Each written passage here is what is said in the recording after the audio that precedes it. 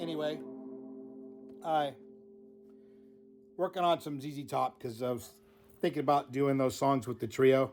3 weeks we start playing every Tuesday night at Callahan's in Santa Cruz. So, yeah, just trying to pull back some older tunes, fill up some time.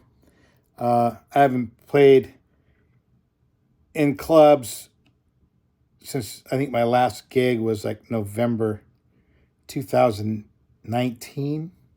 It's kind of like right before all the COVID shit kicked off, So it was like perfect timing because I was kind of like done at the time. I was like frustrated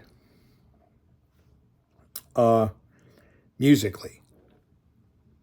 And yeah, I don't want to get into details, but I had enough at that point and went off and did other things musically and recorded a record. It's supposed to be released next month. By the way, Happy New Year's. It's January 1st, 2025. We made it. I made it. I didn't think I'd make it this far. I'm fucking 63 years old. This year, in April, I'll be 64. Getting up there, man. Like starting to feel it. But, I feel pretty good for my age. I walk. I could run. I don't need a cane. I don't need a hip replacement. I got both my original knees. I've never broken a bone in my body. Yeah, you got to brush your teeth, man. It keeps everything else cool, believe it or not. That's what my dad used to say. He used to always say, "Did you brush your teeth?" Now I'm hounded on my kid. "Did you brush your teeth?" Hounded on all my kids because of my dad. So Happy New Year. Yeah, a little ZZ Top. First off, I don't know if many of you've heard or any of you've heard about what happened in New Orleans this morning. My heart goes out to all the victims, and it's like 10 dead, maybe more now because there was 30 hospitalized about this fucking kook flying and his Islamic State flag out of his Ford pickup truck who drove through barriers to mow down people during a New Year's Day celebration in the French Quarter, New Orleans. 10 dead, last I read. And it's just fucking sad that we got these fucking kooks. Now, this was according to reports, American-born, U.S.-born Islamic fella who served like 9 years in the U.S. military, maybe the Army, I'm not too sure. But how does that fucking compute? You swear an oath, to defend your country against all enemies, foreign and domestic, and you end up being a fucking enemy, right? You end up being this fucktard who, does this ghastly thing against innocent people. What's your fucking point? Now you're dead, and I don't know. I'm sure the FBI and everybody, powers that be, will do a thorough investigation. And we'll probably find out some details. Maybe he was part of some crazy fucking Islamic movement. And, people are worried about deportations, when President-elect Trump takes office. And it's like, why? When you could be getting rid, even though this guy was a U.S. citizen, born and raised here, you think he was, did this on his own? I think he had some outside influence, He probably got into some weird shit with some weird people, from Islam, the Nation of Islam, whatever the fuck that is. This radical I mean, I know all Islamic people, and Islam isn't on this. You can't put them all in the same bag. There's some righteous people that are live by the truth of their religion, the Quran or whatever it is, and they're anti-violence, But a lot of there's a lot. I wouldn't say a lot of them, but there are a lot of people that are on this radical side, extremism, I guess you can call it, and it's just a shame that to open up the new year with bullshit fucking news like that, right? So fuck that guy. I'm glad he's dead. Too bad we couldn't torture him first and get some answers. I'm drinking iced tea, probably too late in the evening. It's 7:43. Hope I can sleep tonight because I got to go to work tomorrow. But I'm thirsty. I don't want to drink a beer because I'm still trying to get over this sickness I've had for over a fucking week. It's like head cold from hell. I haven't been this sick in a long time. I mean, I had the COVID, I think back in 2021. And I lost my sense of taste and smell. I was down for, I don't know, better part of a week, 5 days maybe.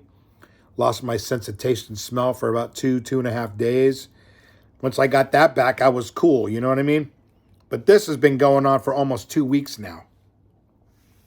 Trying to clear my chest. I got some ugly shit coming out of my body. I don't want to get into it. You don't want to hear about it, I know. But, yeah. Shit like that. You know what I mean? And I'll say it one more time. Shit like that. No, nobody's got time for that shit. You know what I mean? Who wants to be sick?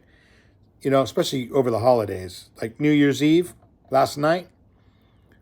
I was in my pajamas all day. I didn't leave the house. I was watching TV till 11:55. And it's when I went to bed. Wished my wife Happy New Year. And I went to sleep. And then, of course, I wake up to hear the horrible news. But so anyway, there's that, I'll leave it at that. Nobody else. And let's not talk about that shit anymore.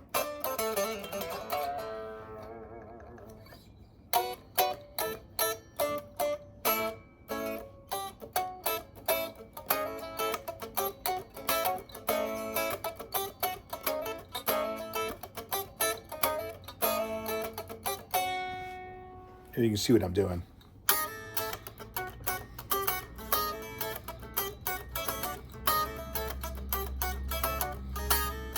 I'm just moving my index finger down a half step and then sliding it back in with my other two fingers still playing the third and the fifth there on the A chord, A major.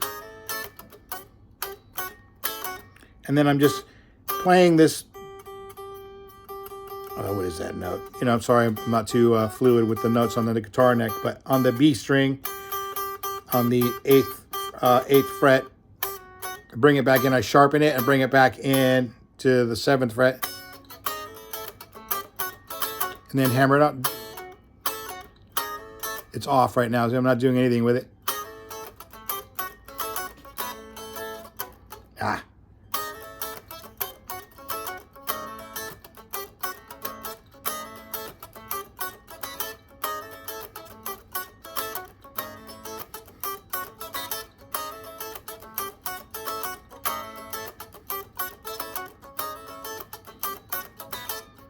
Oops, I'm sorry.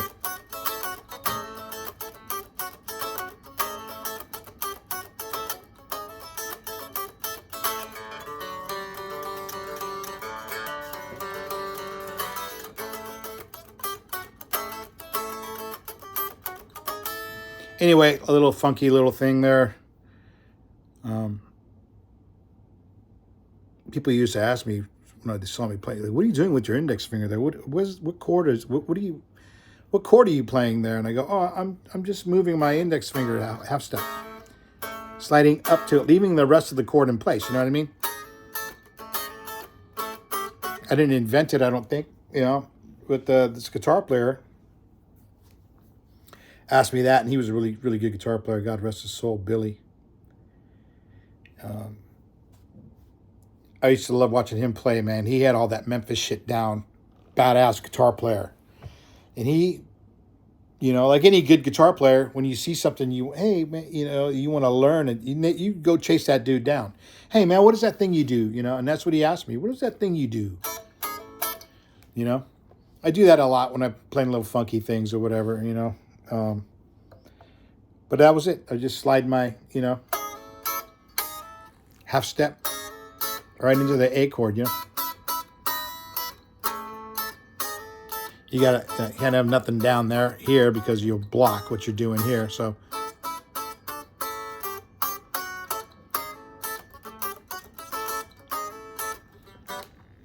anyway, I mentioned the other day in my other video that I was like going through some changes with my pedal board, right? And I thought I had it down. I was spent all day wiring that fucking thing. And, excuse me, it worked pretty good. I used it for this gig, this band I was toying with. And I'm not going to be playing with them anymore. It was a fucking train wreck of a gig. And probably the worst ever. So embarrassing. And, Mama said there'd be days like that, gigs like that, and I know I saw some people like doing some video and stuff. And thank God I haven't seen any, and I hope they don't post it, man, because it was fucking horrible. Just a nightmare, God, I should have stayed home that night. But I stuck it out, took the money, and I ran. I'm never going back.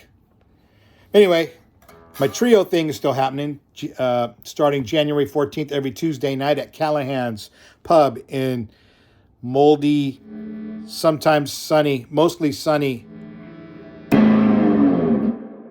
Santa Cruz, California.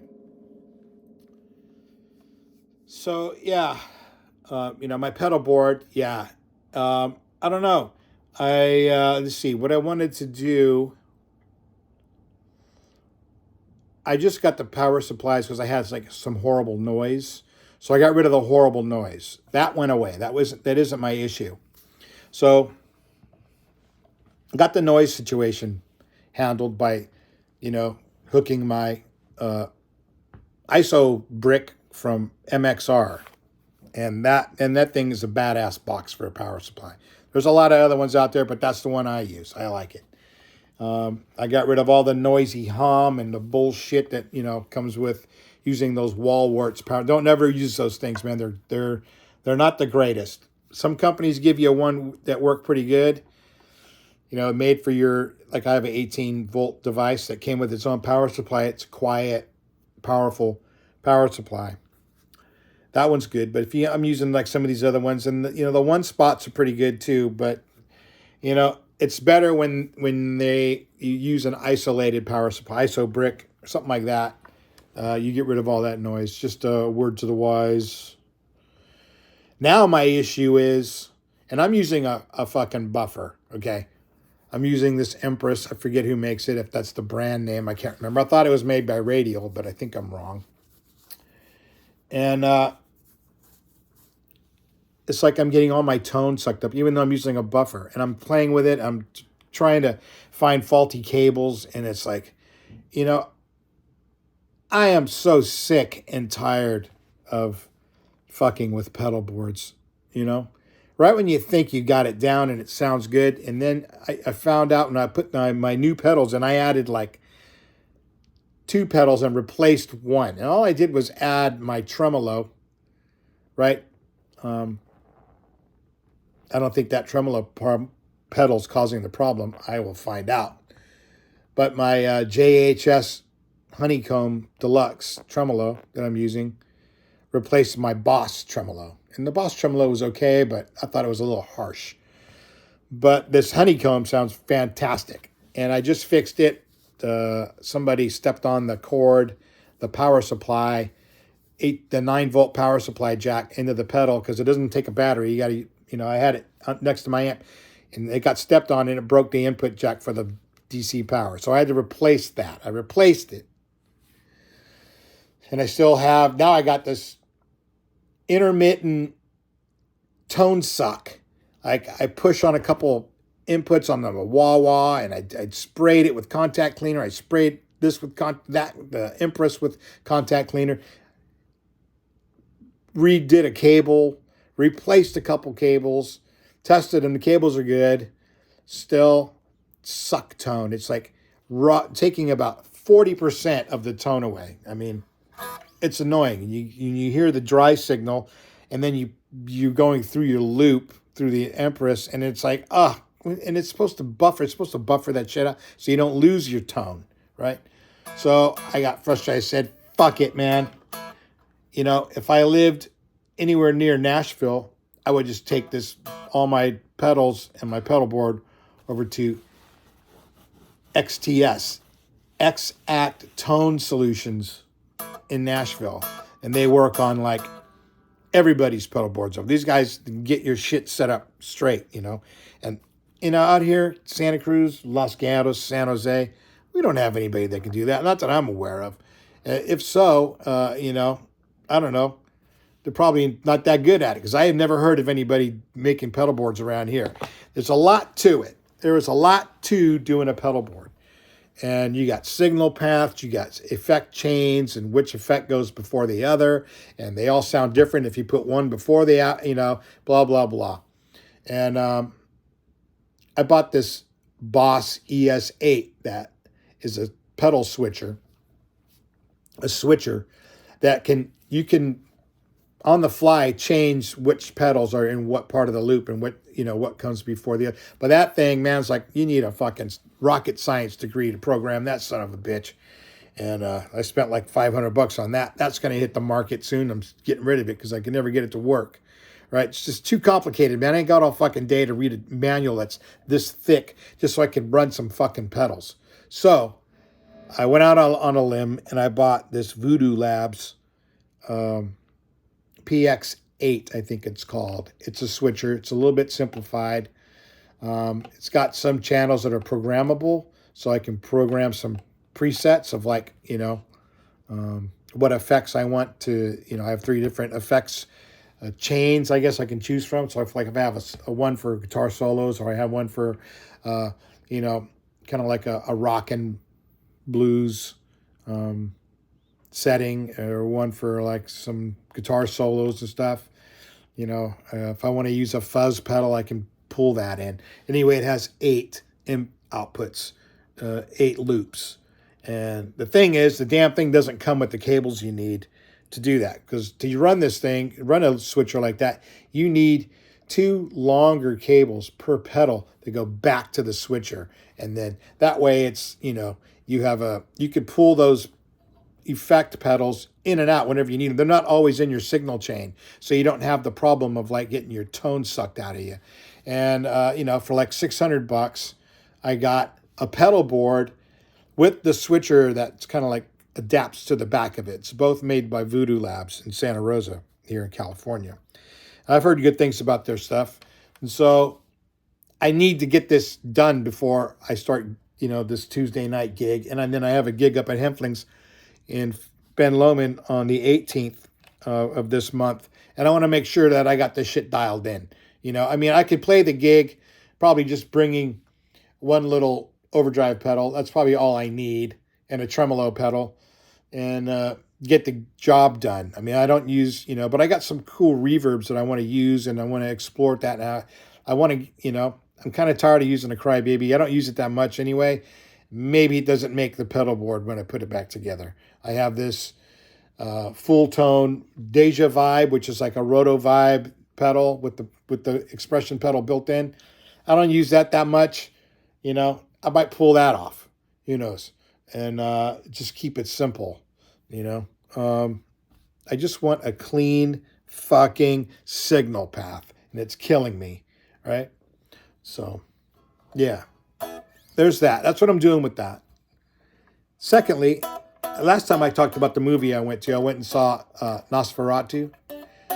I highly recommend that movie. It's a creepy, good, scary movie. It's well done. It's well done. It's so well done. And I don't buy a lot of movies, but when this movie hits the, you know, purchase where I can stream it anytime I want, I'm buying it. I'm fucking buying it. I'm going to own that shit because it's fucking worth it. Another good movie. I just came back from watching A Complete Unknown, which is the Bob Dylan movie. And that's another fucking well done movie. If you're into music, if you're into Bob Dylan, like I was raised on that shit. My dad was a huge Dylan fan. And we're talking the early 60s. Like my dad was probably a fan of Bob Dylan before he went electric in 65. Yeah, because we lived on 29th Street in San Francisco. And we lived there before I started going to school. And that would have been in 1966. I would have went to kindergarten. That would have put me, yeah, I'd have been 5 years old. So, and I had already been hearing that stuff because of my dad, right? And I just thought it was like normal shit, I mean, my mom was 16 years old when I was born, so I was raised on rock and roll. I've heard it all. I remember when the Beatles and the Rolling Stones was on the radio all the time, and it was all new to me. That was like normal world shit. I didn't know it was like, I didn't know about doo-wops and all that stuff because I wasn't around. But my mom was listening to, the Beach Boys. I don't think she was a big Beach Boy fan, but I remember hearing the Beatles, the Stones, songs like "Help," and the Rolling Stones, "My Cloud, Stay Off of My Cloud." And I used to think the lyrics said "Stay off of my clown" when I was little. Romper Room, the boxing clown. Anyway, so yeah, I mean, I was raised on this rock and roll stuff, and anyway, back to the Bob Dylan thing. My dad had this poster, and we lived on a flat on 29th between Sanchez and Church in San Francisco, and in the Noe Valley area. And my dad had this poster, and we lived in a Victorian, so we had these front windows, and one of the curtains, I guess, these type you pull down and they roll up, and then you could pull them back down and they'd stay. It had a rip in it, so he put the Bob Dylan poster over that, and you could see it from the outside because it was a high contrast. It was like a beige color poster with just a black image of Bob Dylan's face with the sunglasses and playing the harmonica, just as like a headshot, And my friends would say, "Who's that guy in your window?" Oh, I'd say, "That's Bob Dylan." And there we go. "Who's that?" And it's like, "You don't know who Bob Dylan is?"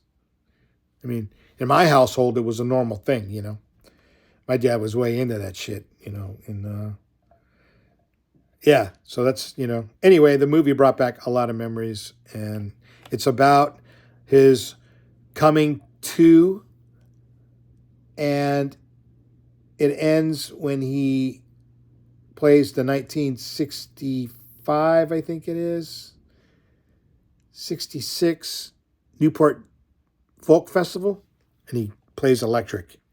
And, they didn't dig it. They didn't want him to do it. It was before his record came out, his electric, Highway 61 Revisited, which is a great record. Everybody should have that. I'm going to look for it on vinyl. I know my brother has all my dad's Dylan stuff.